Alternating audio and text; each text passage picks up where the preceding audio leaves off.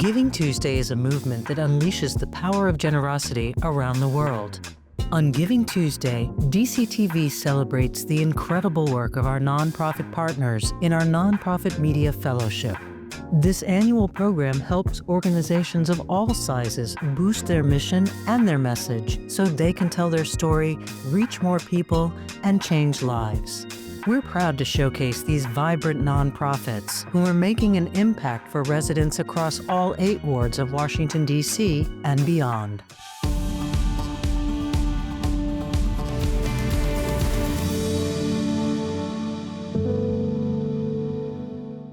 It's really important, if you're going to learn a musical instrument, to have something at home to practice.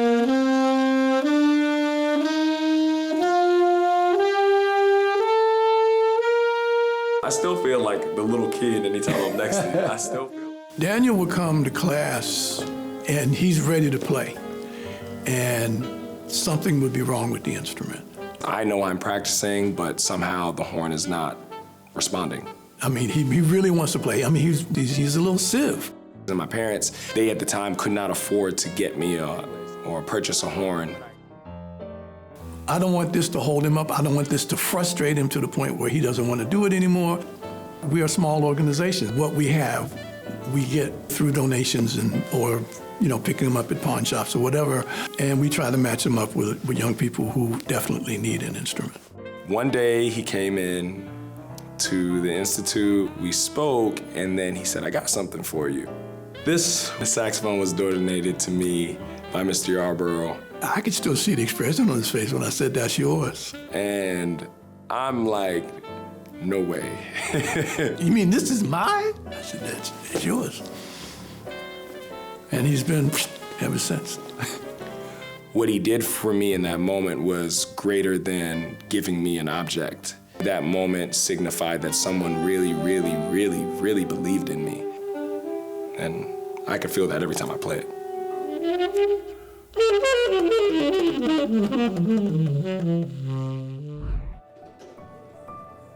When I first entered the kitchen, it was amazing.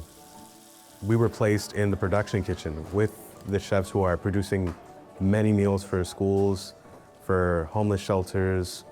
Me just being a volunteer at that time, I was already striking up conversations with them. Carlos is just a genuine spirit and a genuine soul, and he's really serious about the culinary job training program. The DC3C Work Ready program finds innovative ways to meet our students with disabilities and find a way for them to transition from the classroom into a fulfilling career. I couldn't talk until I was 6. I had a surgery on my tongue. Throughout high school, I'd mostly been wearing a mask. Not many people actually ever saw my face. And I made the big decision to take off the mask and try reaching out of my bubble. With DC Central Kitchen's help, we were able to build a really safe space for him, made connections that very day that led him to enrolling, and now he's about to graduate after completing the 14-week culinary arts training program. Now we're doing the follow-up stage, and it looks like he's going to be employed at the job of his dreams. He's not basking his inner light anymore. My favorite lesson probably have to be learning what my strengths and weaknesses are, because I also found out how to turn some of those weaknesses into strengths and really use them inside of the kitchen.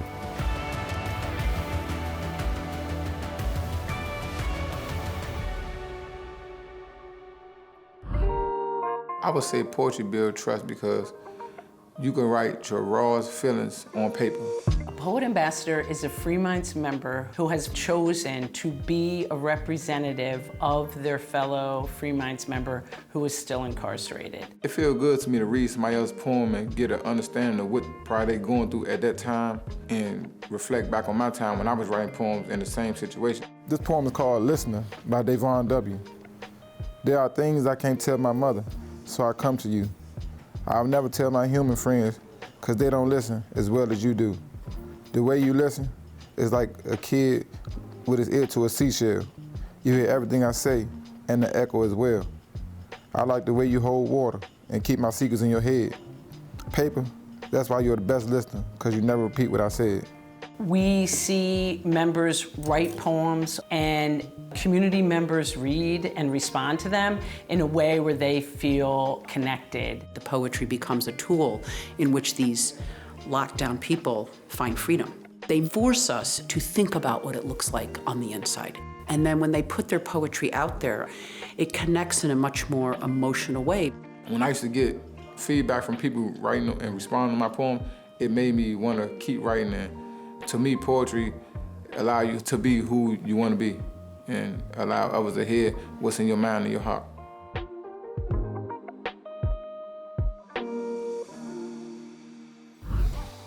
Okay, well, that makes sense. My name is Rohan Young. I am a mentor for the Youth Advisory Team at DC Action, and I am a varsity debater for the Washington Urban Debate League.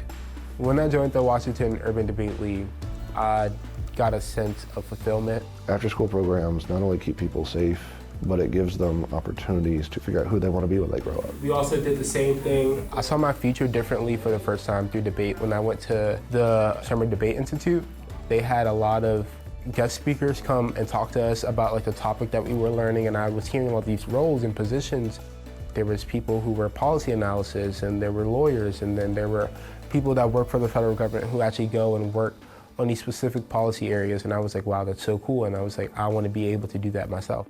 The Washington Urban Debate League is a part of our Out of School Time Coalition. We advocate for equitable access for every child to have access to a high-quality OST program across the district, and we advocate for increased funding to DC government officials.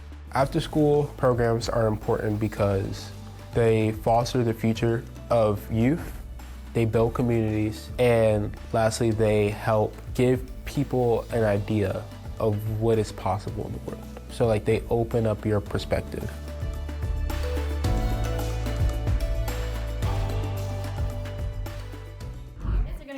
This is crazy. I'm so excited about it. Chapter 1, Cooper. Tax season. Yo, they finally hit 8th Street. We go yell, crash through the door. An Open Book Foundation's mission is to connect DC students to authors and illustrators. You coming? Jason called as the homies filed out the basement. No pressure, little bro. The way he was reading, he was fluent with it. And then when he read it, it made me want to read more. It just made me want to just do something. You heard how excited they were reading that first page and how excited they were when I said, do y'all want to sign a book? So far, it looked very interesting, and I can't wait to go home and read it. These kids are, it's cliche, but they quite literally are the future. Y'all can be whatever y'all want to be. And you also have the power to obtain any destiny that you want. It was inspiring, honestly. He comes from like a background that I can associate with. They see someone very successful, coming from the same place that they're coming from, and they can imagine that for themselves after meeting him. You can only imagine what you're seeing, it's hard to imagine beyond that sometimes. So when you get to explore new places, you get to see new people, get to feel new things, taste new things, it just opens up your imagination. Not only is he sharing his stories, but he's encouraging students to tell their own stories. Having that message from someone like Nick in the classroom is just magical. Really appreciate it, y'all. Yeah, you got it. Hope y'all enjoy it, man.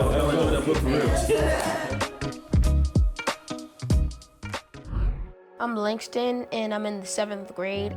Before I joined Flock, I was 2 grades behind on math. 4 is the Y, and X is the 8. That's gonna be 2. Right. A lot of tutors are helping with homework, and that's not enough, especially if they're already behind in their grade level. It was really hard for me, because they kept saying words I didn't know the meaning of.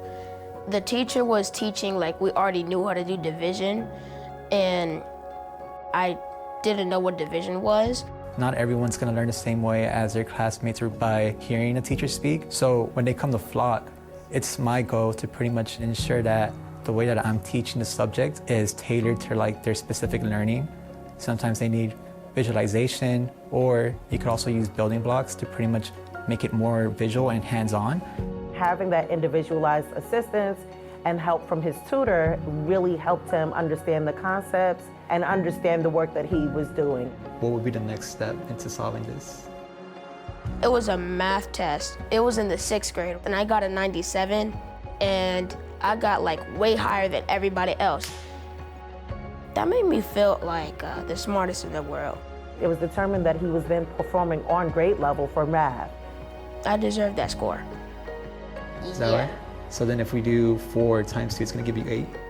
And it wasn't easy, but I didn't give up, and I achieved my goal.